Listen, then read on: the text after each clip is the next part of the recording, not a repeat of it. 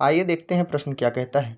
भारत और पाकिस्तान के बीच अंतर्राष्ट्रीय सीमा किसके द्वारा सीमांकित की गई? इस प्रश्न का सही उत्तर क्या होगा? मैंने आपको पहले भी बताया है, इस प्रश्न का सही उत्तर होगा रेड क्लिफ लाइन के द्वारा भारतीय सीमा और पाकिस्तानी सीमा को अलग किया गया है। अगला प्रश्न है, भारत के सुदूर पूर्व में कौन सा देश भारत के साथ सर्वाधिक लंबी अंतर्राष्ट्रीय सीमा बनाता है? चीन, म्यांमार, थाईलैंड या वियतनाम? सबसे ज़्यादा बड़ी सीमा भारत के साथ कौन साझा करता है? इस प्रश्न का सही उत्तर होगा म्यांमार। अगला प्रश्न देख लेते हैं क्या है। भारत एवं चीन के बीच सीमा निर्धारित करने वाली मैकमोहन रेखा निम्नलिखित में से किस प्रदेश के उत्तरी सीमा पर खींची गई? कौन से प्रदेश के उत्तरी सीमा पर खींची गई है? इस प्रश्न का सही उत्तर क्या होगा? जम्मू कश्मीर, उत्तर प्रदेश, हिमाचल प्रदेश या अरुणाचल प्रदेश? किस राज्य के उत्तरी सीमा पर है यह सीमा? इस प्रश्न का सही उत्तर होगा अरुणाचल प्रदेश। अगला प्रश्न क्या है, निम्नलिखित में से किस देश के साथ भारत की अंतर्राष्ट्रीय सीमा नहीं लगती है? पाकिस्तान, बांग्लादेश, भूटान और श्रीलंका अंतर्राष्ट्रीय सीमा नहीं लगती है। इस प्रश्न का सही उत्तर होगा ऑप्शन नंबर डी, श्रीलंका। अगला प्रश्न है, निम्नलिखित में से कौन सा देश भारतीय उपमहाद्वीप के अंतर्गत शामिल नहीं है? पाकिस्तान, नेपाल, श्रीलंका और बांग्लादेश भारतीय उपमहाद्वीप के साथ शामिल नहीं है। इस प्रश्न का सही उत्तर होगा श्रीलंका। अगला प्रश्न क्या है देख लेते हैं, निम्नलिखित में से किस भारतीय राज्य की समुद्र तटीय सीमा सबसे छोटी है? समुद्र तटीय सीमा सबसे छोटी होने वाले राज्य कौन से हैं? कौन सा राज्य है? गोवा, केरल, उड़ीसा या पश्चिम बंगाल? सबसे कम समुद्र तटीय सीमा किसकी है? इस प्रश्न का सही उत्तर होगा गोवा। अगला प्रश्न क्या है, पुर्तगाली सबसे बाद में गोवा से ही गए थे, याद रखिएगा, यह इतिहास की बात है। प्रश्न है, भारत की सबसे लंबी अंतर्राष्ट्रीय सीमा किस देश के साथ है? नेपाल, पाकिस्तान, चीन या बांग्लादेश? सबसे लंबी अंतर्राष्ट्रीय सीमा बांग्लादेश के साथ है। आप कंफ्यूज मत होइएगा, प्रश्नों को पहले अच्छे से पढ़िएगा। अगला प्रश्न क्या है, सबसे छोटी स्थलीय सीमा भारत की किस देश के साथ लगती है? इस प्रश्न का सही उत्तर क्या होगा? पाकिस्तान, नेपाल, म्यांमार और भूटान? इस प्रश्न का सही उत्तर होगा सबसे छोटी स्थलीय सीमा भूटान के साथ लगती है। अगला प्रश्न देख लेते हैं, भारत को निम्नलिखित भौतिक प्रदेशों में विभाजित किया जा सकता है?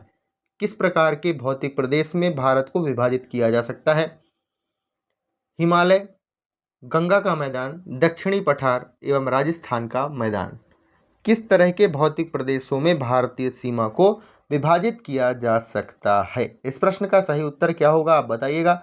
इस प्रश्न का सही उत्तर होगा हिमालय तो नहीं है। पर्वतीय क्षेत्र बिल्कुल होगा। उत्तर पर्वतीय प्रदेश, बृहद मैदानी प्रदेश, दक्षिण प्रायद्वीपीय प्रदेश और सागर तटीय प्रदेश? ऑप्शन नंबर डी बिल्कुल राइट हो जाएगा। भौतिक प्रदेशों में, इस तरह के भौतिक प्रदेशों में से विभाजित किया जा सकता है। अगला प्रश्न देखते हैं, भौतिक प्रदेश मैं आपको जब डिटेल से पढ़ाऊंगा तो जरूर बताऊंगा।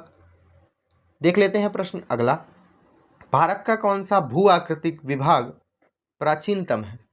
कौन सा भाग प्राचीनतम है? इस प्रश्न का सही उत्तर होगा प्रायद्वीपीय पठार को सबसे पुराना पठार माना जाता है।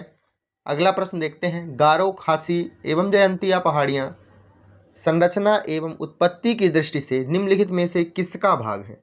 हिमालय पर्वत श्रेणी का भाग है गारो, खासी, जयंतिया, या पूर्वोत्तर की पहाड़ी का भाग है, या अराकान योमा पर्वत की पहाड़ी का भाग है, या प्रायद्वीपीय पठार का भाग है? इस प्रश्न का सही उत्तर क्या होगा? गारो, खासी, जयंतिया पूर्वोत्तर की पहाड़ी का भाग है। यदि आप मैप को डिटेल से या अच्छे से देखे होंगे तो आप जरूर इस प्रश्न का सही उत्तर लगा सकते थे। ऑप्शन नंबर बी बिल्कुल राइट हो जाएगा। अगला प्रश्न देख लेते हैं, क्या है, निम्नलिखित में से कौन सा तट पश्चिमी तट का भाग नहीं है?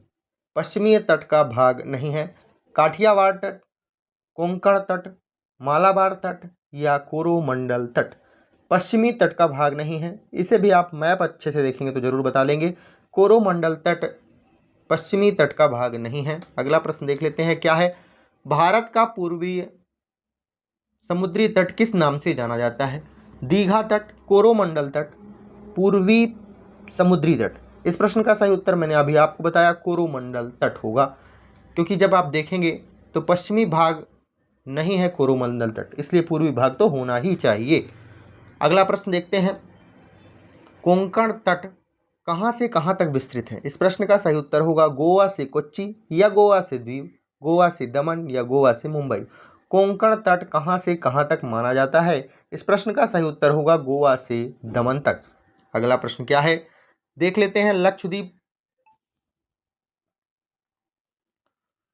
समूह के द्वीपों की उत्पत्ति निम्नलिखित में से किस प्रकार से हुई है? लक्षद्वीप के द्वीपों की समूह की उत्पत्ति किस प्रकार से हुई है? लावा से, प्रवाल उत्पत्ति से इसकी उत्पत्ति हुई है। अगला प्रश्न है, भारतीय क्षेत्र में स्थित दो ज्वालामुखी द्वीप हैं, कौन कौन से हैं? वह कवारत्ती एवं न्यूमुर, ये क्या है? पंबन एवं बैरन, ठीक है, बैरन और नारकोंडम, बैरन एवं नारकोंडम, यह दो प्रमुख ज्वालामुखी द्वीप हैं भारतीय क्षेत्र में जो स्थित है, बैरन एवं नारकोंडम। अगला प्रश्न देख लेते हैं, क्या है? न्यूमुर द्वीप कहाँ स्थित है? इस प्रश्न का सही उत्तर आप जरूर बताइए। अरब में, मन्नार की खाड़ी में, बंगाल की खाड़ी में, या अंडमान सागर में? इस प्रश्न का सही उत्तर क्या होगा? न्यूमुर द्वीप कहाँ स्थित है? इस प्रश्न का सही उत्तर होगा दोस्तों बंगाल की खाड़ी में। आप जरूर बताइएगा आप कितने प्रश्नों को सही तरीके से हल कर पा रहे हैं। 10 में से हर 10 का लिस्ट बनाइए और कितने प्रश्न सही कितने प्रश्न गलत, यह जरूर आप नोट करते चलिएगा। अगला प्रश्न है, निम्नलिखित में से कौन एक द्वीप है? दमन, दीव, पांडिचेरी, दादर एवं नागर हवेली, कौन एक द्वीप है? इसको आपको बताना है। दमन एवं दीव, इस प्रश्न का सही उत्तर उस समय पर दीव था। आगे बढ़ते हैं। स्वतंत्रता के पूर्व कौन सा भारतीय क्षेत्र काला पानी के नाम से जाना जाता था? इस प्रश्न का सही उत्तर क्या होगा? स्वतंत्रता से पहले किसे काला पानी के नाम से जाना जाता था? इस प्रश्न का सही उत्तर होगा ऑप्शन नंबर बी, अंडमान एवं निकोबार द्वीप समूह को काला पानी के नाम से जाना जाता था। आगे बढ़ते हैं, अगला प्रश्न देखते हैं, क्या है? लक्षद्वीप समूह स्थित है, कहाँ स्थित है? अरब सागर में, बंगाल की खाड़ी में, हिंद महासागर में, या फिर इनमें से कोई नहीं? लक्षद्वीप द्वीप समूह अरब सागर में स्थित है। इस प्रश्न का सही उत्तर ऑप्शन नंबर ए राइट है।